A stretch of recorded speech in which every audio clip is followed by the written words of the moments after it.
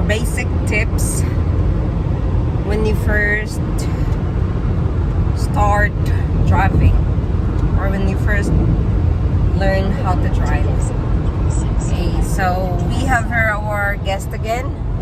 He has been driving for more than a decade, and we'd like to ask him what tips can he give to people who want to start driving.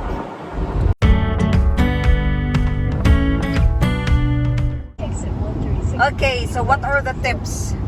I would say the first tip is when you get in the vehicle, make sure you're comfortable. Make sure that you're close enough to the pedals but far enough away from the steering wheel. Make sure that you're setting up well where you can see. Make sure you have your mirrors adjusted where you can see everything you need to set in your mirror. And be calm and be patient. You're not going to learn how to drive in a day. You're going to make mistakes. But if you're calm, you're going to make small mistakes. If you get nervous, you'll make big mistakes.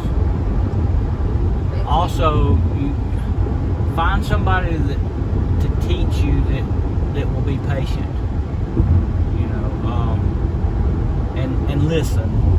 You know, if they correct you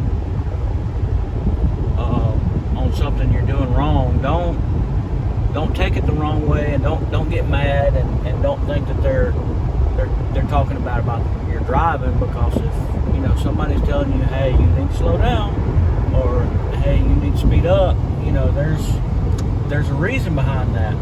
You know, we're on the interstate today, and if you're driving under about 60 miles an hour, not only are you a danger to yourself, you're a danger to everybody else. There's certain speeds that you need to drive on certain roads, and you can be too fast or too slow. And too slow is just as dangerous as too fast. You know, we're doing 70 miles an hour right now, and all the traffic's doing that too. If I slow down to 50 miles an hour or 40 miles an hour, somebody's probably going to hit me, because they're not expecting me to be going that slow.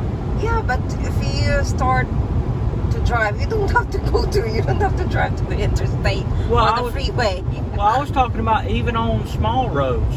You could be driving too fast or too slow on small roads. So in general, you have to go with the traffic flow, or don't go over the speed limit.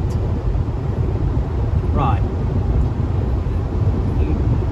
You have a speed limit, but you also have a speed minimum. And the speed minimum is also to keep you safe. And you can get a ticket for driving under the minimum just as easy as you can get a ticket for driving over the speed limit. So, you know, those are some good tips. Also, when you first start driving, people have a tendency to pay attention to what's too close to them. They don't look down the road far enough. When you first start driving, you're not realizing how fast that you're really going past stuff, because you know you're used to walking or riding a bicycle or something like that, and it takes a while for you to kind of gauge, okay, we're running 70 miles an hour. How long is it going to take me to get to this next sign? You know, and that next sign might be 200 meters away.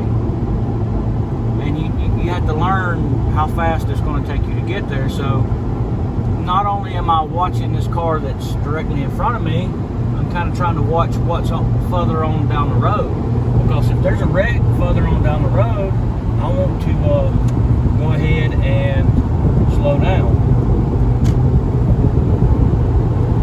See, this car's running slower than we are, so we're going to change lanes. And then I'm going to change lanes again, because being behind that van, I really can't see what's further down the road. And I like to be able to see what's further down the road, because if there's a wreck or something that happens up there, I have time to correct for it. I can change lanes, I can slow down, I can stop, whatever I need to do. So always make sure that you are paying attention not only close to you, but also further down the road. Are you done? Okay, so that's all it. Okay, so that was all it from a guy who has been driving for more than 10 years now. Well, I would also like to give some of my,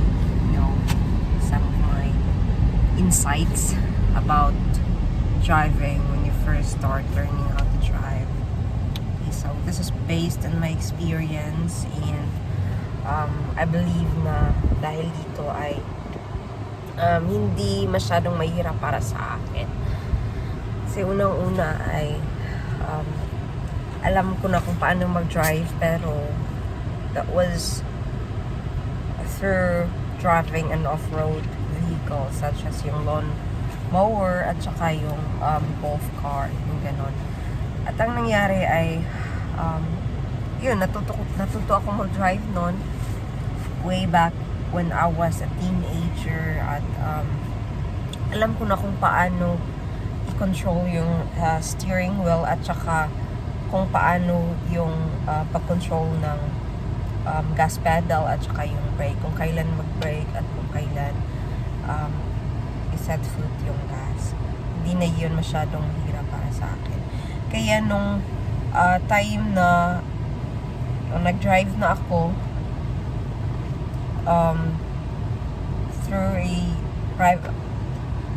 nung time na nag-drive na ako ng regular car ay pinag-drive niya ako agad sa, of course, sa road, kasi hindi naman pwede na off-road